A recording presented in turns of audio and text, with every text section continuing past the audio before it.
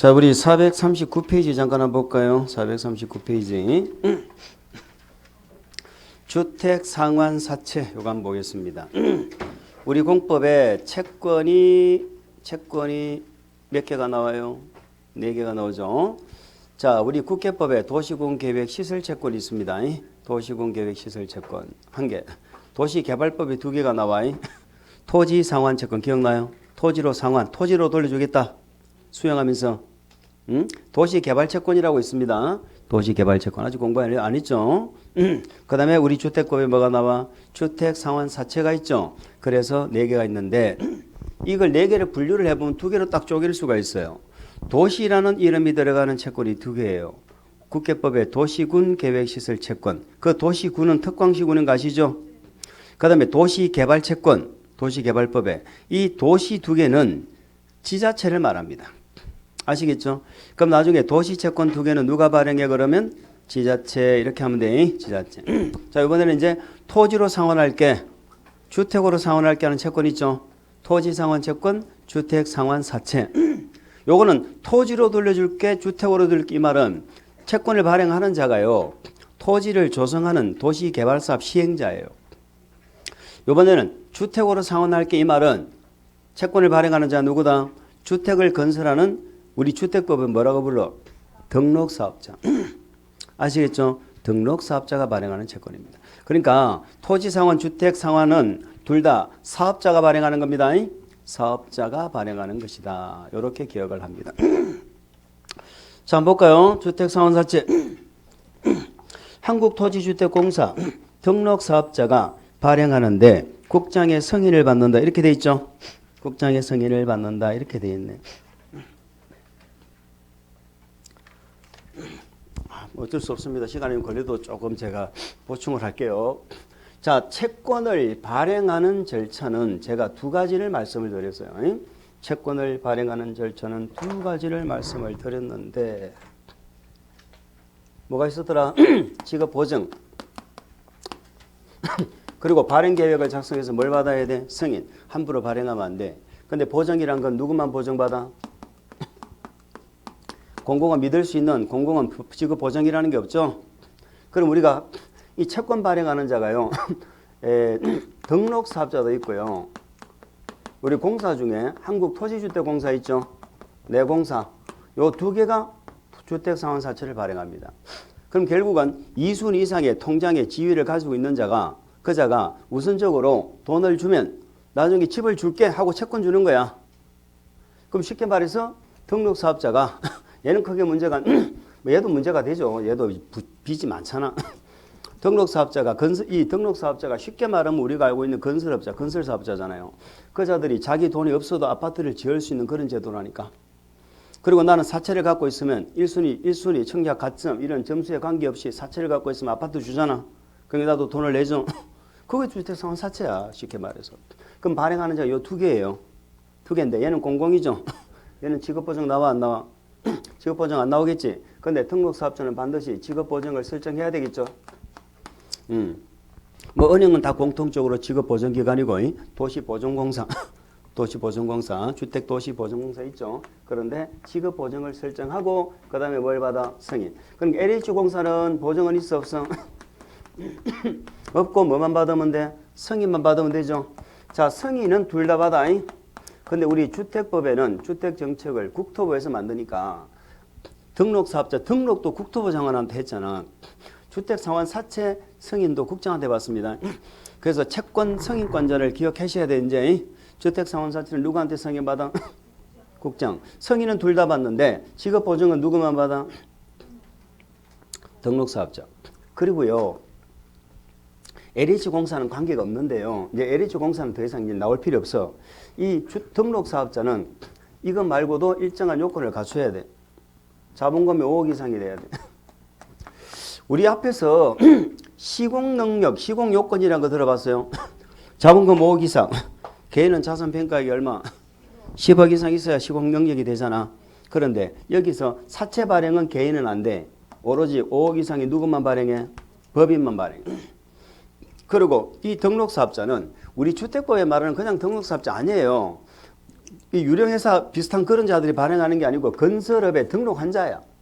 건설업에 등록. 건설사업자를 말하는 거예요. 쉽게 말해서. 그러니까 우리가 주택법 공부하니까 등록사업자가 발행하는데 이렇게 하지만 실무에서는 그냥 건설업자 발행하는 거예요. 아시겠죠? 조그마한 등록사업자는 발행 못한다고. 5억 이상인 법인, 즉 건설업에 등록한 5억 이상인 법인이 발행한다 이 말이에요.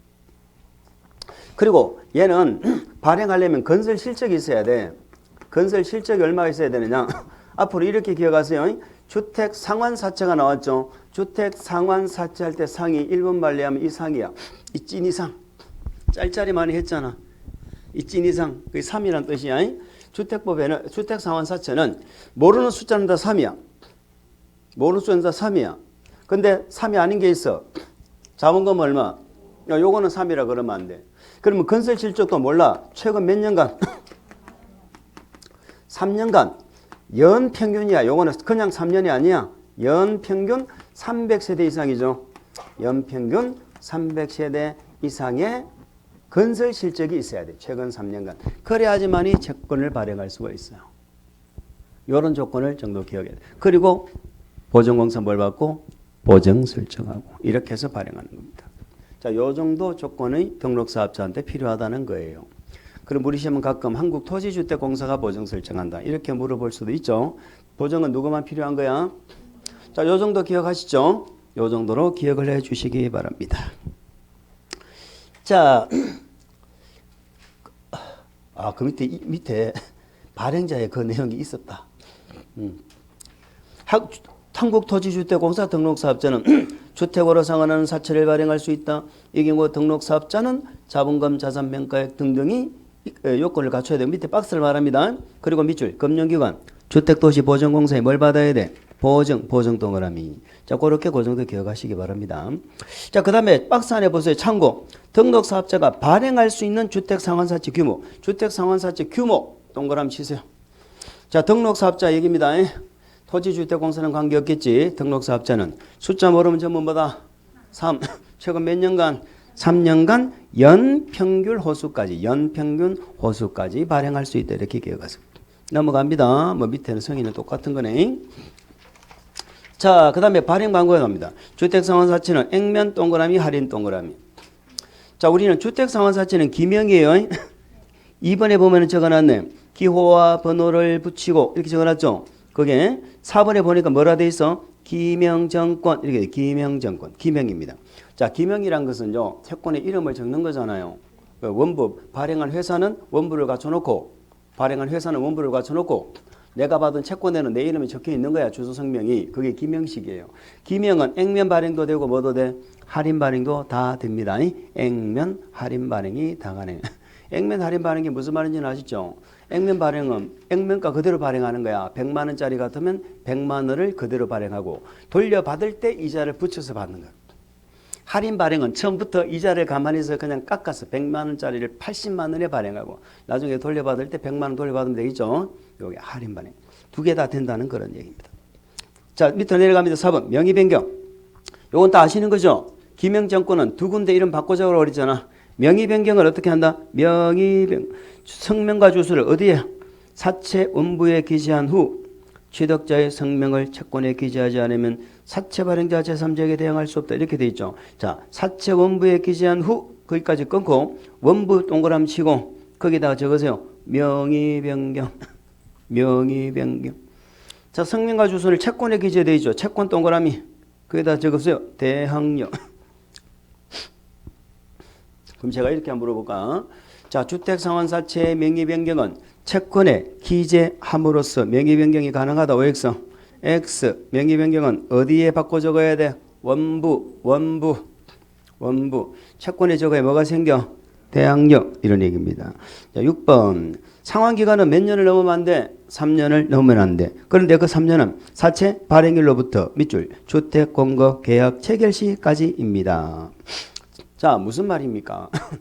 채권을 주택상환사채가 뭐예요? 주택으로 상환하겠다는 얘기잖아. 주택으로 돌려주는 기간이 3년이라는 거거든. 근데 그 3년이라는 돌려준다는 말이 입주를 한다는 말이냐 계약을 체결한다는 말이냐 이런 말이에요. 입주예요? 계약 체결이에요? 계약 체결할 때까지 3년을 못 넘는다 이런 얘기지 입주할 때까지가 아닙니다. 그거 하나만 주의하면 됩니다. 해약되어 있는 양도하거나 중도해약할 수 없다. 이 말은 중도에 양도하거나 중도해약이 안 된다는 거죠. 우리 토지상환채권 있죠. 토지상환채권도 기명이죠. 토지상환채권은 양도돼야 안 돼요. 됩니다. 그 내 땅 대신에 받은 거잖아. 그래서 토지상환채권은 양도가 되는 거야. 이름이 적혀 있어도 양도가 두 군데 바꿔 적어야 되지만 부자유스럽지만 양도는 돼. 그런데 주택상환사채는 양도하면 안 된다니까. 중도해약하면 하면 안 된다니까. 하면 3년 3천만 원짜리야. 아시겠죠? 요거 하면 안 돼. 근데 부득이한 경우는 뭐하다? 가능하다.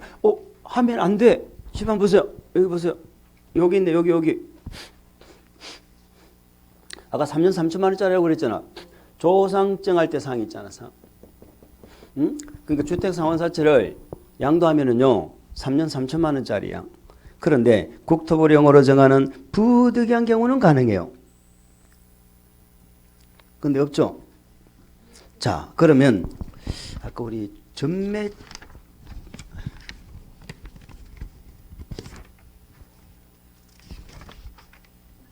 자, 434페이지 한번 열어보세요.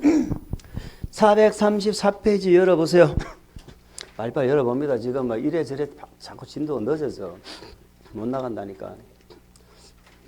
지금 책이 잘못된 게 아니고 나하고 안 맞아서 그런 거야. 나하고 안 맞아서 진도가 빨리 못 나가. 그러니까 빨리빨리 따라와야지. 안 따라오고 이러면은 언제 진도 나가. 434 아까 거기에 3번에 전매 금지 예외라고 돼 있죠. 전매가 허용되는 사유잖아. 그 1번, 2번, 3번 묶었죠. 이사 가는 거잖아. 거기다 적으세요. 주택상환사채 양도 가능이라고 적어주세요. 주택상환사채 양도 가능이라고 적어주세요.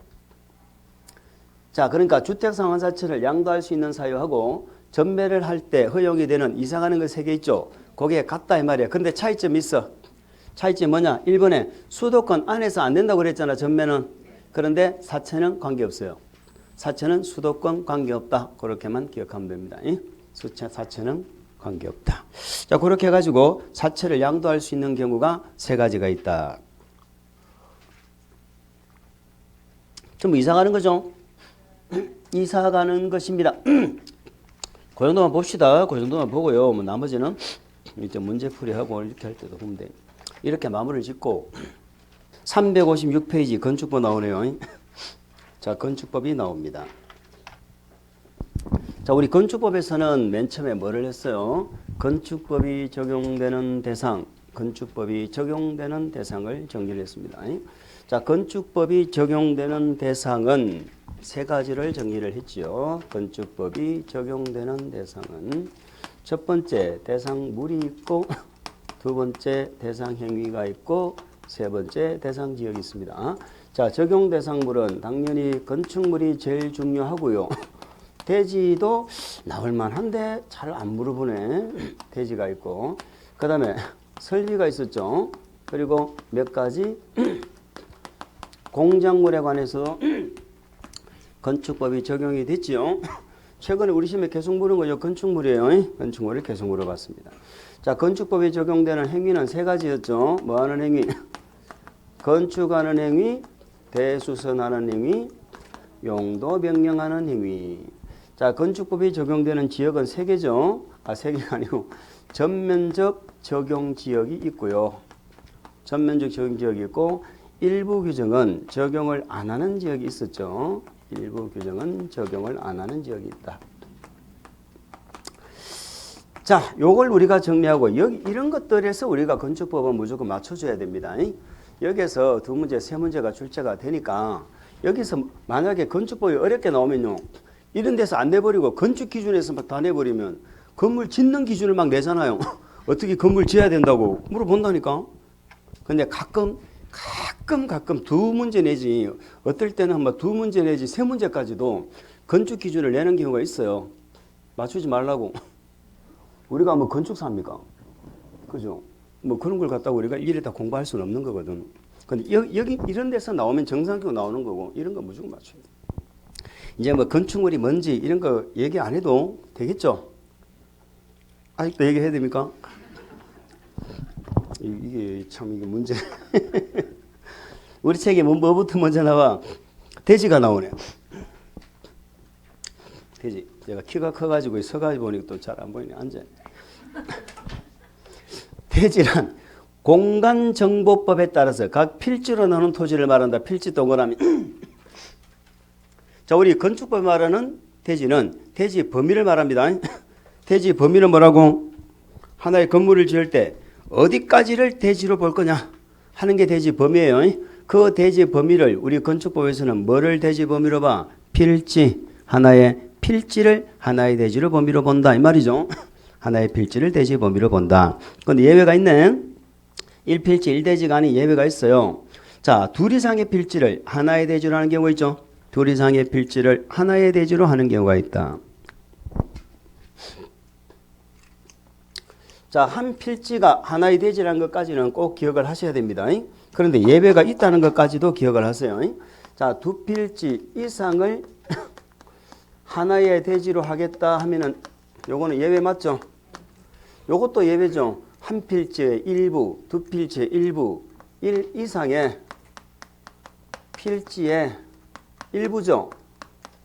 일부를 하나의 돼지로 본다. 요것도 예외 맞죠? 그래서 예외가 두 가지가 있는데 우리 시험에서 뭐 가장 물어보지는 않아요. 물어보지는 않는데 이제 한 번은 봐야 되니까 보는 겁니다. 자, 그 첫 번째가 뭐가 나와? 하나의 건축물을 두 필지 이상에 한다. 걸쳐서 건축하는 경우다. 둘 이상의 걸쳐서 건축하는 거죠. 걸쳐서 건축한다. 요거는 그냥 이해하시면 돼요. 말 그대로 두 필지 이상의 건물이 이렇게 걸쳐지죠. 걸쳐지면 이 두 필지 이상의 전부를 뭘로 본다고? 하나의 대지로만 한다. 본다. 이런 얘기입니다. 근데 무조건 걸쳐지는 건 아닌데 이제 그거까지는 알 필요 없어. 그렇다 이해만 하면 돼. 2번. 합병이 불가능한 경우를 합병한 토지 이렇게 돼 있죠. 무슨 말인지는 뭐 나도 모르겠어. 하여튼 그런 얘기. 자, 우리 지적법에 보면은 합병이 불가능한 경우 있죠. 합병이 불가능한 경우. 합병이 불가능한 경우 중에서 뭐라고 적어놨어요? 집안이 연속, 동그라미, 집안 부여지역, 번자 동그라미, 축척, 축 동그라미, 요 세 가지는 합병이 불가능하다. 불가능하다는 건 필지가 몇 개요? 2개 이상이지. 그렇지만 하나의 대지로 보겠다는 얘기잖아요. 그러니까 합병이 불가능한 것 중에 집안이 뭐 한다? 연속되지 않는다. 집안이 연속되지 않으면 지적법에는 합필이 안 되죠. 그 다음에 지번 부여지역이 다르다. 지번 부여지역은 뭐 단위로 지번을 부여해요? 동리 단위로 하잖아. 동리 단위. 그러면 여기가 A동이고 여기가 B동이다 이 말이에요. 그러면 이 필지와 이 필지는 합필이 안 되는 거예요. 지적법에서는. 그러나 이렇게 하나의 대지로 건물 지을 수 있다 없다? 있다는 거죠. 있다. 그래서 지번 부여지역은 달라도 상관없다는 거예요. 상관없다. 하나의 대지가 될 수 있다. 이런 얘기입니다. 자, 그 다음에 세 번째는 축척이죠. 축척이 달라도 하나의 대지가 될 수 있다. 그러면 하나의 대지가 되느냐 안 되느냐의 기준은 이겁니다. 이게 하나의 대지로서 권리 행사할 수 있느냐 없느냐 이런 얘기예요. 아시겠죠? 근데 예를 들어서 여기는 이 필지는 저당권이 설정돼 있어. 근데 이 필지는 뭐 저당권이 설정 안 돼 있고 깨끗해. 그러면 이걸 하나의 대지로 해버리면 만약에 경매에 넘어간다든가 이런 거 문제가 생기죠. 이럴 때는 하나의 대지가 될 수가 없는 거예요. 그래서 요 연번축 요 세 개는 지적법에서는 합필이 안 되지만 건축법에서는 하나의 대지로 봐줘. 그러나 조건이 있어요. 여기는 소유권이 똑같아야 되고 권리관계가 동일해야 돼. 아시겠죠? 소유권뿐만이 아니고 권리관계가 반드시 동일해야 된다. 그럼 동그라미 2번은 소유자 동일할까 이렇게 돼 있죠. 소유자만 동일하면 됩니까? 권리관계도 동일해야 됩니다. 적으세요. 소유자는 당연히 동일해야 되고 권리관계가 동일해야 된다. 권리관계가 동일하지 않으면 하나의 대지가 될 수 없다. 연번축 기억하시는 거야? 자, 그럼 우리가 하필 요건 중에 지목이 달라도 안 되잖아. 뭐 소유자 방금 소유자 나왔으니까 소유자는 얘기할 필요도 없고 또 뭐가 달라도 안 돼. 응? 뭐가 있더라? 등기여부 있죠? 아, 여러분들이 알아야지. 내가 알아야 되나. 등기여부가 달라도 안 되잖아. 그러면 이런 것들이 다르면 하나의 대지가 안 되는 거예요. 이쪽 대지는 필지는 지금 등기가 돼 있고 이건 등기 안 돼 있잖아. 하나의 대지 안 된다고. 하나의 대지로서 권리 행사가 곤란한 거야. 그래서 이런 것들은 하나의 대지가 안 되는데 연번축 용어는 뭐다? 하나의 대지가 될 수 있다. 그죠? 그럼 우리는 연번축만 외우면 돼. 연번축이 시험에 나오면 항상 중요한 게 뭐다? 소유자, 권리자가 반드시 동일해야 돼. 그거 하나만. 우리 시험은 그거밖에 물은 게 없어. 우리 시험은 그거 2번 그거밖에 물은 게 없어. 그럼 2번이 시험에 나오면 뭐라 나온다고? 소유자가 달라 이렇게 나와. 권리관계가 달라 이렇게 나와. 권리관계가 달라 이렇게 나오면 하나의 대지가 될 수 없다. 아시겠죠? 세 번째, 도시공계획시설. 도시공계획시설은 무슨 법에 나오는 거예요? 국회법이지. 무슨 절차로 결정해? 관리계획. 관리계획으로 여러 필지를 도시공계획시설로 결정한 거야. 여러 필지에 종합체육관 짓기로 결정한 거야. 여러 필지 위에. 아시겠죠? 그러면 그 여러 필지는 하나의 대지로 봐준다니까? 아시겠죠? 그 다음에 주택단지. 우리 주택법에 주택단지 있죠? 우리 주택법은 뭐 받아서 아파트 지어요? 사업계획 승인 받잖아.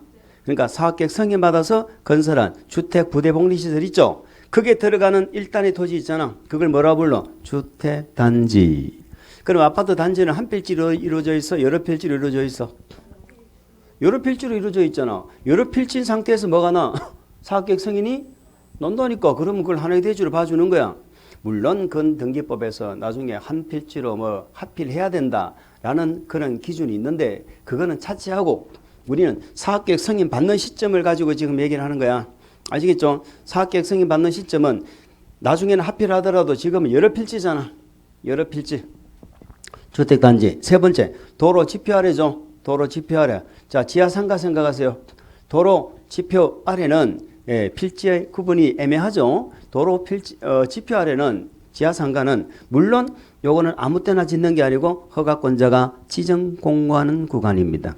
허가권자가 정하는 구간이야. 허가권자가 정하는 구간. 쉽게 말해서 지하상가는 아무 때나 만들어 정하는 구간에서 만들어 정하는 구간 이렇게 기억하세요. 그 3, 4, 5를 묶으세요.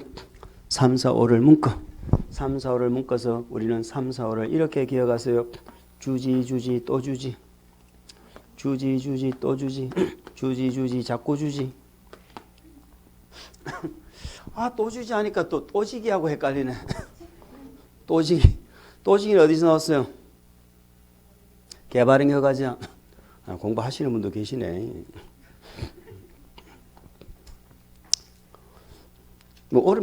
이상하게 이 세상이 공부 안 하는 세상으로 바뀌어가지고 공부 강의하기 힘들어져.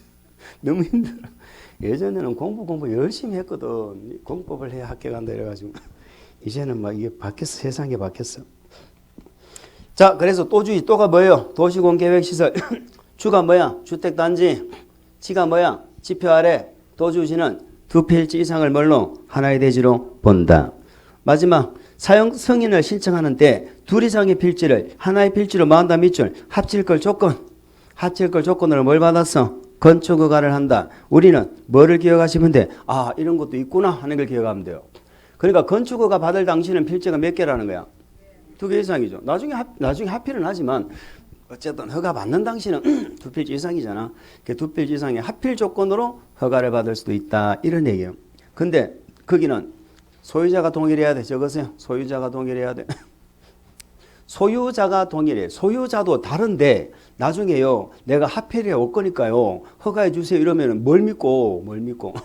지 땅이어야 나중에 합필하겠다는 말을 믿을 수 있죠. 그럼 나중에 사용승인을 공사 끝나면 사용승인 받죠. 사용승인 신청할 때 합필이 안 돼 있으면 사용승인이 안 나는 겁니다. 안 나는 거예요. 합필 조건으로 허가를 받을 수도 있다. 그렇게만 기억합니다. 오른쪽. 1 이상의 필지의 일부를 하나의 대지로 하는 경우는 외울 것도 없어. 1번 보세요. 1 이상의 필지의 일부에 뭐를 만들어서? 도시공계획시설. 자, 도시공계획시설은 왼쪽에 3번에 있죠? 그럼 우리는 도시공계획시설 하면 맨 처음에 뭐 많이 하자? 양쪽에 다 있네. 두 필지 이상을 전부로 보기도 하고 그 일부만을 보기도 한다. 요것만 기억하면 돼요. 자, 그 다음에 2번, 3번, 4번 문구세요. 2번, 3번, 4번 문구세요. 자, 내가 농지가 있습니다. 농지가 한 1000평이 됩니다. 그런데 거기다가 일부를 전용해서 농어가 주택을 짓습니다. 할 수 있죠? 그럼 일부를 전용 허가를 받았을 거 아니에요. 농지 전용 허가를 받았어요. 그러면 농지 1000평을 전부 대주로 봐줍니까? 허가를 받은 그 부분만 대주로 봐줍니까? 그런 얘기지. 농지 전용 허가 받은 그 부분만 대주로 본다고. 아시겠죠? 산지도 마찬가지야. 산지 전용 허가 받은 그 부분만 봐준다고. 토지 형질 변경 허가 받은 그 부분만. 이해가죠? 그러니까 이럴 거 있어 없어? 없지. 일부에 대해서 산지 전용, 농지 전용, 토지 형질 변경 허가를 받았다면 허가받은 그 부분만 뭘로 인정한다? 대지로 인정한다. 됐죠? 우리가 주택법에서 조합에서 이런 게 있었잖아요. 상대방이 이해할 수 있도록 설명하라고. 그러면 우리는 지금 제가 이해했다고 나중에 전부 서면으로 다 받을까? 각성. 그리고 보관할까? 그러지 않기 위해서는 이 반응을 보여, 리액션을. 이해가 됐다고. 마지막 5번 보세요. 얘는 반대죠. 사용승인을 신청할 때 뭐 할 걸 조건으로 밑줄 나눌 걸 조건으로 허가를 받을 수 있다는 거죠. 아까 왼쪽에는 합칠 걸 조건으로 허가받았잖아. 그러면 두 필지 이상이라는 얘기고, 그죠? 나눌 걸 조건으로 한다는 건 그 일부만을 인정한다는 얘기 아닙니까? 그렇게 해서 구분하시면 되겠습니다. 그 다음 밑에 뭐 참고해서 대지 관련 자주 출제되는 지문돼 있죠. 뭐 자주는 안 나와. 한번 출제된 적은 있는데. 대지의 높이 돼 있죠. 나왔으니까 봅니다. 뒤에 안 나왔을 수도 있죠. 대지는 인접한 도로면보다 낮아서는 안 된다고 그랬죠. 도로면보다 낮으면 안 되는 이유가 뭐다? 물. 빗물이 흘러 들어온다니까. 그래서 대지에 배수의 지장이 없거나 건축물의 용도상 방습의 필요가 없으면 낮아도 되죠. 하는 거 예배 기억하시고. 습지 매립지. 자, 요는 집안이 약하니까 그냥 지어 필요한 조치를 해. 필요한 조치를 해서 지어라고 그랬죠. 성토하든지 집안을 개량하든지. 3번 배수시설 설치한다고 그랬죠. 읽어보면 돼요. 자, 4번은 이거는 뭐죠? 조경인데 이건 우리 시험에 되게 자주 나오는 건데 뒤에 나오겠죠. 조경은 뒤에 나올 겁니다. 그때 가서 4번, 5번은 보도록 하겠습니다. 우리는 지금 태지 받고 이제 건축물 봐야죠. 건축물이 뭔지, 또 건축물은 건축물인데 생긴 건 건축물인데 건축법 적용을 안 받는 거 있죠? 적용 안 받는 거. 자, 그거는 오늘 제가 설명 안 드리겠습니다. 이제 그거는 안다고 보고 넘어갈게요. 건축물은 넘어갈게요. 그 다음에 말이죠. 그 다음에 밑에 공작물로 축조 신고 대상 공작물 이렇게 돼 있죠. 축조 신고 대상 공작물 이렇게 되어져 있습니다. 그거 한번 볼게요. 자, 요거는 뭐 문제풀이 과정 가서 봐도 되는데 공작물은 제가 이렇게 두 가지를 말씀을 드리죠. 공작물은 두 개를 기억하자. 첫 번째, 이거는 건축물에 딸린 거다. 건축물과 분리축조하는 거다. 건축물과 분리축조다. 딸린 거다. 이게 대답이 안 나오는 건 지금 이해가 안 된 건데 건축물에 딸려있는 시설은요 그 자체가 건축물이라니까. 그러면 딸려있는 건 건축물이니까 공작물이 아니지. 그럼 공작물이 되기 위해서는 건축물과 분리해서 축조할 때 이게 공작물이에요. 두 번째, 우리 건축법 적용받는 공작물은 허가 대상이 없어. 전부 축조 신고하고 축조하는 겁니다. 그래서 이 공작물은 시험에 나오면 축조하고 신고하여야 하는 공작물 이렇게 물어봐요. 축조하고 신고해야 되는 공작물. 여기 조금 이제 바뀌어가지고 좀 암기하기가 조금 거시기하게 바뀌었네. 일단 2m를 마을 때 초과 2m를 초과라고 넘는 것 돼 있죠. 넘는 건 이상이에요, 초과예요. 초과. 2m 넘을 때 신고해야 되는 게 두 가지가 있네. 옹벽하고 마공. 옹벽하고 담장. 요거는 2m를 넘을 때 우리는 신고를 해야 됩니다. 그 다음에 4m 넘을 때 신고하는 게 있죠. 4m 넘을 때 신고하는 거. 4m를 초과할 때 신고하는 게 뭐가 있나요? 광고탑, 광고판 있죠. 광고탑, 광고판. 또 뭐가 있어? 장식탑, 기념탑, 첨탑. 철탑 아니에요? 첨탑이야. 뾰족한 탑. 첨탑. 그래서 탑. 요것도 4m 넘을 때. 이 탑이 작년까지는 6m 넘을 때 신고했거든. 근데 지금은 이런 각종 탑이 4m로 바뀐 거야. 그 다음에 5m를 넘을 때 있죠. 5m. 5m 넘을 때. 태양에너지 이용한 거죠. 태양에너지를 이용하는 발전 설비. 예, 현 정부가 되게 좋아하는 거잖아. 그죠? 이거는 5m 넘을 때 신고한다. 5m 넘을 때. 그 다음에 6m 넘을 때 신고하는 거 있죠. 6m 넘을 때 신고하는 건 굴뚝도 있고. 자, 이게 탑 중에 무슨 탑이야? 철탑 동그라미. 통신용 철탑. 철탑 동그라미. 일단 뭐 통신용이라는 말은 기억 안 나도 돼. 철탑 이렇게 기억하세요. 자, 그럼 우리는 뭐를 구분하셔야 되는지 아시겠죠? 탑을 구분해야 돼. 자, 철탑은 6m 넘을 때입니다. 다른 탑은 4m 넘을 때입니다. 탑을 주의하시면 돼요. 자, 탑은 철탑은 6m 넘을 때 신고하고 일반 장식탑, 기념탑 이런 탑은 첨탑, 철탑하고 헷갈리면 안 돼. 첨탑은 4m 넘을 때. 그러니까 철탑만 6m입니다. 철탑만 6m입니다. 아시겠죠? 그 다음에 8m 넘는 거 있죠? 8m 넘을 때 하는 거 뭐가 있어? 고가수조, 옥상 물탱크, 옥상 물탱크, 고가수조. 전부 넘는 건데 8m 이하짜리가 하나 있죠? 8m 이하짜리가 있는데 이것은 주차장이죠. 조립식, 기계식 주차장, 철골 조립식 주차장입니다. 밑줄, 기계식 주차장, 철골 조립식 주차장. 그런데 조건이 뭐다? 외벽이 없는 것. 외벽이 없는. 이런 주차장 보신 적 있어요? 외벽이 없고 앙상한 가지만 있는 앙상한 가지. 조립식 주차장 있잖아. 왜 차를 갖고 잘 안 다니는가 봐. 조립식 주차장, 철골 조립식 주차장 있죠? 철골 조립식 주차장인데 벽이 없는 거.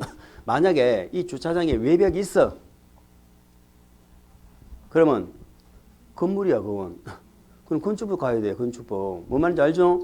건축부 가야 돼. 그러니까 외벽이 없이 앙상한 가지만 있으니까 지금 공작물로서 8m 이하까지 지금 이게 신고를 하는 거야.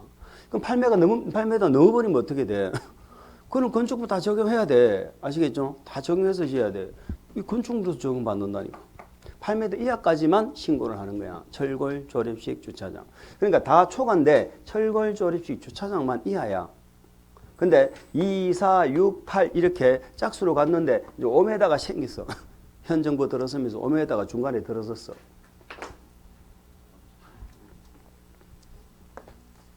자, 따라하세요. 이용담. 옹담이 뭔지 아시죠? 옹담 말고 옹담 말고. 예전에 우리나라 사람들 막 북극인가 남극에 가가지고 막 발바닥을 다 떼와가지고 막 말이 많았었죠. 옹담이 아니야. 옹담. 자, 깊은 산속 옹담샘 들어봤어요? 깊은 산속 옹담샘 누가 와서 먹나요? 2m가 넘는 토끼가 와서 먹지요. 그래서 이용담이요. 옹벽담장. 이제는 사광탑이야. 사광탑. 자, 한번 따라하세요. 사광탑. 사광탑. 자, 오태. 이제는 육굴탑. 육굴탑. 육굴탑인데 이 굴뚝하고 탑인데 요놈은 탑이 문제야. 자, 이는 6m는 육굴 철탑이야. 육굴 철탑. 아시겠죠? 6m는 철탑 요걸 줘야 돼. 3m는 그냥 탑이고. 요 탑이 요번에 바뀐 거야. 자, 그 다음에 8고. 8고. 한마디 해보자. 이용담. 사광탑. 오태. 육굴탑. 8고. 8m 이하짜리는 조립식 주차장, 외벽이 없는 거. 아시겠죠? 그런데 지하대표는 얼마? 30제곱미터를 초과할 때. 지하대표는 면적입니다. 면적이 30제곱미터를 초과할 때. 그렇게 해줍니다. 그럼 나중에 한 번만 하면 돼. 탑 빼고는 한두만 하면 됩니다. 넘어갑니다. 이거 볼 필요 없고 넘어갔어요. 자, 그 다음에 뭐 지하층 이런 것들은 아시죠? 지하층. 건축물의 바닥이 어디 있어? 지표면 아래에 있는 층이죠. 근데 거층의 바닥으로부터 어디까지? 지표면까지 무슨 높이? 평균 높이입니다. 그 평균 높이에 밑줄 그으세요. 최고 높이 x, 최고 높이 x, 평균 높이입니다. 그 평균은 무슨 평균이라고 했어요? 그 평균은 산술 평균이요, 가중 평균이요? 가중 평균. 우리 건축법에는 산술 평균 안 나와. 높이가 서로 다르다. 가중 평균한 높이가 그 층 높이 얼마? 2분의 1 이상이죠. 그럼 바닥에서 지표까지의 평균 높이가 그 층 높이의 2분의 1 이상이란 말은 절반 이상이 땅속에 묻혀 있다는 얘기잖아. 그러면 지하층입니다. 절반 이상입니다. 그럼 절반만 딱 묻혀 있으면 지하층이에요, 아니에요? 지하층이죠. 절반 이상이니까. 2분의 1 이상이니까. 2분의 1 이상이 지표 아래에 있다는 거잖아. 그래서 반지하도 뭐다? 지하다. 반지하도 지하다. 자꾸 반지하 산다고 우기면 돼, 안 돼? 안 된다 이 말이야. 그게 지하라고. 서울 같은 경우는 반지하 이런 많아요. 반지하. 자, 그렇습니다. 뭐 지하층은 청수에 포함된다, 포함되지 않는다? 포함되지 않는다. 그죠? 그렇습니다. 자, 뭐 5번에 건폐 용역료는 잘 하신다고 믿습니다. 그 다음에 건축법 용어 정의와 건축 대수선 용도 변경 이렇게 돼 있죠. 자, 주요 구조물 알아야죠. 주요 구조물은 서 있는 거 몇 개? 2개. 내리뼈하고 뭐 기둥. 서 있는 건 2개죠. 들어 누이는 거 몇 개? 바보지 3개. 그리고 주 계단. 다만 기둥은 기둥인데 무슨 기둥? 사익 기둥. 얘는 주요 구조물 아니죠. 바닥은 바닥인데 무슨 바닥? 최하층. 이건 안 무너지죠. 보는 본데 무슨 보? 작은 보. 차양, 옥, 외 계단 요거는 주요 구조 아니죠? 아니라는 거. 요 정도는 기억합니다. 뭐 오늘 오시면 뭐 한두 번 물어본 적이 있어요. 오른쪽 갑니다. 자, 초고층, 준초고층 건축물. 요것도 이제 아시죠? 고층 건축물은 몇 층 이상? 30층 이상 또는 곱하기 4죠. 높이는 몇 미터?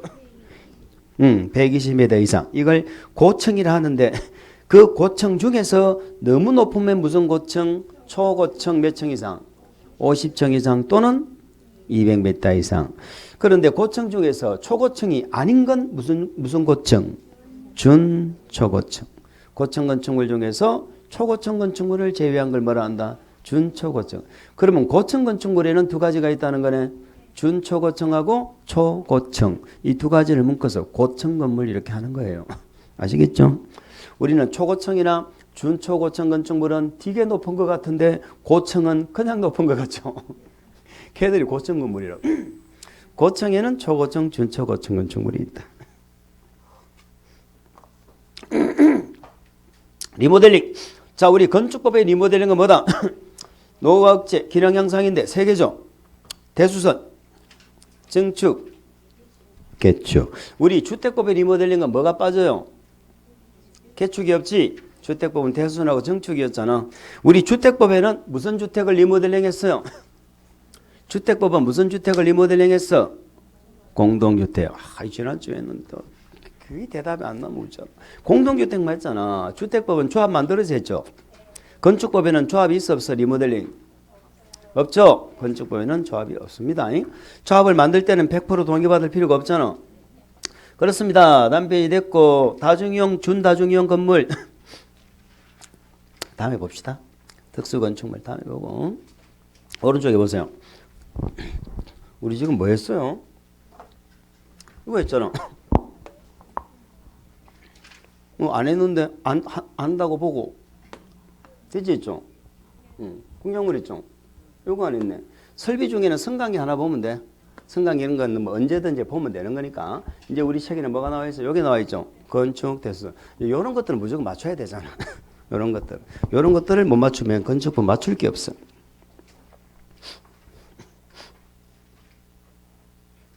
자, 보겠습니다. 자, 건축은 5개죠. 신축, 증축, 개축, 재축, 이전 5개입니다. 자, 신정계절이 요게 건축이에요. 작년 시험에도 나왔죠. 이전은 건축 행위다. OX. 이전하는 것은 건축하는 행위다. 맞지요? 이 건축이 5개다. 건축이에요. 신축은 딱 3개밖에 없죠. 신축은 딱 3개밖에 없다. 어디에 짓는 건 무조건 신축이다. 나대지에 새로 축조하는 건 무조건 신축이다. 두 번째, 나대지가 아니어도 뭐만 있다면 부속 건축물만 있는데 뭐가 들어가? 주된 건축물이 들어가면 신축이지. 거꾸로 되면 신축 아니야? 거꾸로 되면 증축이에요. 자, 부속이 아니고 이미 기존 건축물이 있어요. 기존 건축물이 있다면 어떻게 해야 돼? 신축이 되려면 얘를 해체시켜버려야지. 해체시켜버리고 다시 짓는 거잖아요. 다시 짓는데 중요한 건 종용규모를 뭐 해야 돼? 초과해야지만이 이게 뭐다? 신축이에요. 종용규모를 초과하지 않으면 전부 해체든 일부 해체든 나중에 개축이 되어버려. 종용규모보다 커져버리면 신축. 전부를 해체해야 됩니다. 만약에 일부를 해체하고 종용규모보다 크게 지면 뭐예요? 증축이 되는 거야. 아시겠죠? 그거 구분하면 돼. 그런데 우리 시험은 일부 해체란 말이 없고 전부 해체란 말도 없어. 그냥 해체했다고 나오지. 그럼 전부 해체한 거예요. 그래서 해체하고 더 크게 지었다면 신축. 일부 해체하고 더 크게 지었다면 증축. 이렇게 가야 됩니다. 신축은 요 세 개밖에 없는 거예요. 아시겠죠? 그 다음에 증축은 무엇입니까? 증축은 나대지가 나오면 안 되지. 나대지가 나오면 무조건 신축이거든. 얘는 이미 기존 건물이 다 있는 거야. 있는데 뭔가가 더 커지면 이게 뭐다? 증축이지. 커지는 건, 옆으로 커지는 건, 면적이 커지는 거죠. 이제는 대답 나오는가 보죠. 하나의 건물에서 면적의 종류는 몇 개가 있다? 그렇지, 세 개가 있지. 세 개. 건축 면적, 바닥 면적, 연면적. 그런데 바닥 면적, 연면적 두 개를 다 적을 필요 없잖아. 왜? 연면적 속에 뭐가 포함되어 있는 거예요? 바닥 면적이 포함되어 있죠. 이것이 늘어난다. 이건 뭐다? 증축이다. 자, 위로 올라간다. 층수나 뭐가? 높이가 늘어난다. 이건 뭐다? 증축이다. 옆으로 커지는 거, 위로 커지는 거, 이런 것이 늘어나면 다 증축이다. 이렇게 되는 거예요. 그리고 건축물에 딸려있는 시설물도 다 건축물이죠. 그러면 건축물에 딸려있는 대문이나 담장 같은 걸 축조하죠. 그것도 증축인 거야. 하여튼 뭔가가 늘어나면 다 증축이야. 이번에 증축됐죠? 그러면 개축, 재축은 뭡니까? 종전보다 늘어나면 안 되지. 이게 커져버리면 증축이 되니까. 그래서 개축은 기존 종전 규모 범위 안에서 짓는다 하는 게 중요한 거예요. 그런데 원인은 얘는 종전의 건물을 뭐를 한 거야? 해체한 거죠? 전부 해체, 일부 해체? 관계없어. 종전 규모 안에서 지으면 전부 해체든 일부 해체든 관계없어. 종전 규모 안에서 무조건 뭐다? 개축이야. 그런데 재축은 개축과 결정적인 차이점이 뭐다? 얘는 멸실이죠. 재해로 멸실이 되어졌어. 그런데 종전 규모로 지어 이렇게 하면 좋은데 이게 이제 법이 또 바뀌어서 또 어렵게 만드네. 어쨌든 얘가 멸실되고 종전 규모 안에서 반드시 지어도 안 지어도 되는데 반드시 종전 규모가 돼야 되는 게 있죠. 뭐는? 연면적 합계는 반드시 뭐가 돼야 돼? 종전 규모 이하가 돼야 됩니다. 면적이 커져버리면 요거는 증축이 되어버려요. 여기에다가 이제 두 개 중에 층수나 높이나 동수나 이거 중에 어느 한 개죠. 어느 한 개는 이게 모두 만약에 이게 모두 종전 규모죠. 이게 종전 규모잖아. 그럼 문제가 있어 없어?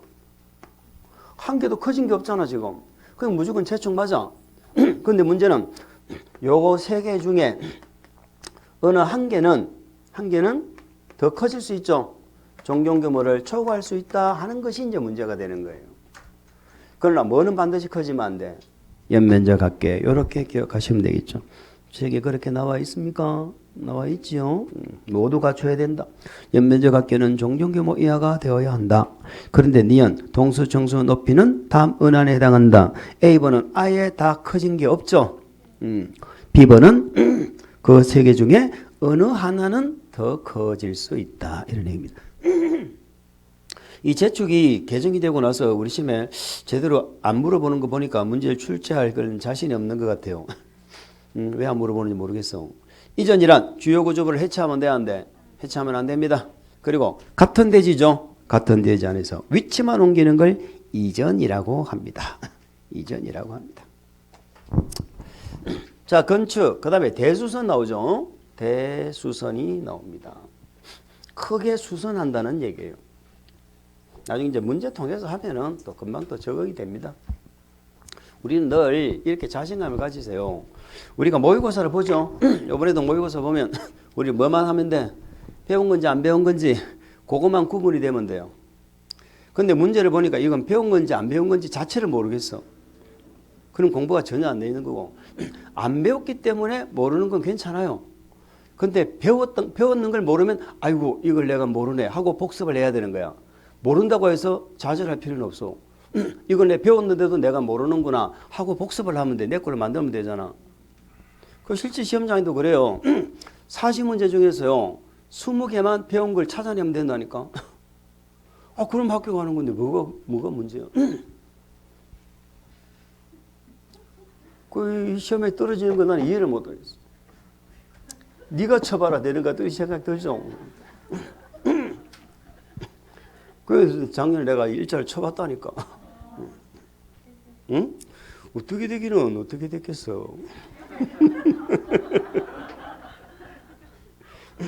고득점으로 합격했죠. 뭐 그렇다고.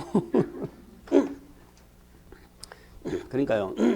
항상 우리가 중요한 게 뭐냐면 이게 문제 푸는 스킬을 길러야 되는데 그 스킬이라는 게 다른 게 있는 게 아니야. 다른 게 있는 게 아니고 과감함.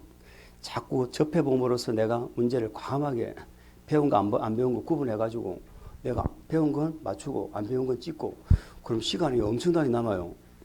나는 작년에 개론 시험을 치면서 문제 한 개가 계산 문제가 안 풀려가지고 그걸 10분 이상 했어. 그 결국 복수가 됐는 것 같은 모르겠는데 답이 없어서 복수 됐을 거야. 아무래도 답이 없어. 분명히 내가 풀었는데 답이 없어. 몇 번을 했는데도. 그 10분이 하고도 시간이 10분 더 남아. 왜요?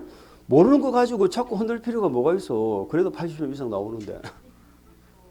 그게 그랬잖아. 민법이나 개론은 작년에도 기출문제에서 80% 이상 나왔어요. 그 여러분들이 자꾸 뭔가를 갖다가 뭐 어렵게 생각하니까 그렇지. 기출문제 80% 나온다니까. 기출문제는 제대로 풀라고. 근데 나는 찍은 건 하나도 안 맞더라. 분명히 내 정답에서 없는 것 중에서 찍었거든. 찍은 건 하나도 안 맞아. 찍는 건 안 돼. 그래서 로또도 지금 안 되고 있는데 아직까지. 로또도 안 되고 있는데 내가 기대하는 거 그거밖에 없어. 다른 거 뭐 이건 뭐 80점 이거 아무 소용 없다.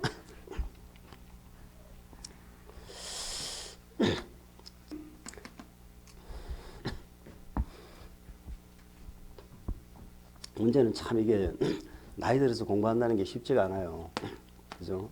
뭐 저보다 또 연세가 많으신 분들은 또 뭐 더 하겠지만, 진짜 나이 들어서 공부하는 것 자체가 진짜 쉽지가 않아.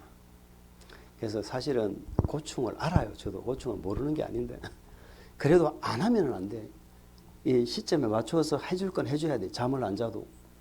해줄 건 해주고 넘어가야 되는데 계속 밀어버리잖아. 그러면 나중에는 결국 결과가 안 나오잖아.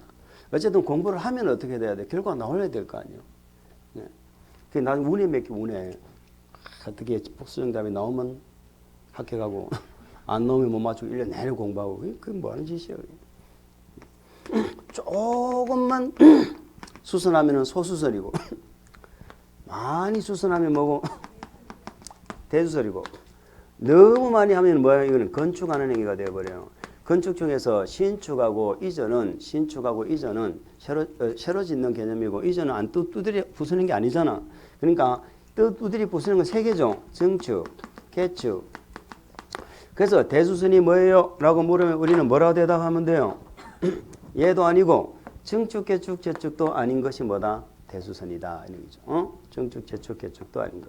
그러면 소수선이 아니어야 되는데 요 범위를 뭘로 정한다고? 대통령령으로 정해요. 그래서 우리는 대수선은 뭘로 정한다? 대통령령으로 정한다. 이렇게 얘기합니다. 대통령령으로 정하는데 여기 위로 올라가면 돼? 안 돼? 안 돼. 안 돼. 그래서 대통령령으로 정하는데 and, 증축, 개축, 재축에는 해당하면 안 돼. 요 두 가지 요건을 갖추는 게 이게 대수선이다. 자, 대수선은 이렇게 되어 있죠. 건축물의 기둥, 보, 내력벽, 주계단 등의 구조. 그게 주요 구조부 등이야. 주요 구조부 등 또는 외부 형태. 근데 외부 형태에 대한 대통령은 없어. 대통령의 외부 형태는 없어졌어. 그래서 주요 구조부 등을 뭔다 수선 변경 증설하는데 여기 해당하면 안 된다 이거죠. 그래서 주요 구조부 등에 벽이 몇 개가 나왔어요? 3개가, 4개가 나왔잖아. 첫 번째 무슨 벽? 내력벽. 또 무슨 벽? 방화벽이 나왔죠. 방화벽. 방화구역을 위한 바닥벽. 또 무슨 벽이 나왔어? 다가구 주택. 다세대 주택에 경계벽이 나왔죠. 경계벽이 나왔고. 또 무슨 벽이 나왔어요? 외벽. 외벽은 이거는 외벽이 아니에요. 외벽의 마감재죠. 외벽에 마감재를 뜯어 고치는 거야. 마감재. 벽을 뜯어 고치는 게 아니고. 자, 그래서 요 벽을 요거 4가지를 기억하시고 또 길다랗게 생긴 게 3가지가 있었죠. 그게 뭐예요? 기둥, 보, 지붕, 틀이죠. 기둥, 보, 지붕, 틀 3개가 있었습니다. 요거면 7개죠. 여기다가 계단 있었죠. 주계단, 또 무슨 계단? 피난계단, 특별 피난계단 있죠. 특별 피난계단. 그러면 여기에 없는 것은 대수선이다 아니다? 아니다 이렇게 가야 되는 거지. 주계단, 피난계단, 특별 피난계단은 있어도 외계단은 있다 없다? 없다. 기둥보, 지붕틀. 지붕하면 안 된다고 그랬죠. 예전에 우리 시험에요. 창문틀이라고 출제한 적도 있어요. 그 다음에 외벽입니다. 외벽의 마감재지 안쪽 벽의 마감재가 아니에요. 외벽의 마감재예요. 다가구 다세대 경계벽이지 아파트 엘리베이터 넣으면 안 돼. 그 다음에 이런 거 내력벽이지 뭐 조적벽이 아니다 이 말이죠. 요렇게 해가지고 우리는 구분을 합니다. 자, 벽이 4개가 있는데 요걸 또 우리 대통령령에는 이렇게 나눴었죠. 대통령령에는 이렇게 나눴다. 이걸 뭐 한다? 증설한다, 해체한다, 수선한다, 변경한다 이렇게 돼 있죠. 자, 증설 해체는 무조건 뭐다? 대수선이다. 이거는 볼 거 없습니다. 무조건 대수선이에요. 그런데 수선 변경은 숫자가 나오는 게 있어. 숫자가 나오는 거 무슨 벽? 내력벽. 무슨 벽? 외벽. 내외벽이죠. 안쪽 바깥쪽 벽. 요거는 얼마? 30제곱미터 이상이죠. 30제곱미터 이상. 자, 요거는 내외벽 말고는 다른 벽은 전부 숫자에 관계없어. 무조건 대수선이다 이 말이야. 그리고 기둥보 내력벽은 뭐다? 기둥보 지붕틀은 몇 개 이상? 전부 3개 이상일 때. 3개 이상. 뭐 계단은 숫자가 필요 없죠. 요게 대통령이에요. 근데 우리 시험은 물어보면 뭐라 물어봐? 여기다가 더하기, 정축, 개축, 재축이란 개념을 집어넣어버리죠. 그러면 대수선이 돼 안 돼? 안 된다 이 말이에요. 이런 개념이 들어가면 안 된다. 그래서 요걸 기억하시는 거다 이런 얘기죠. 그렇게 이해를 하시기 바랍니다. 그렇게 이해를 해주세요. 그래서 8개죠. 8개. 우리 교재는 그래 놓고 1번, 2번, 3번은 크게 그걸 이제 나눴다는 개념이고 8개를 쭉 적어 놓은 거죠. 그렇게 해서 구문을 좀 해주시기 바랍니다.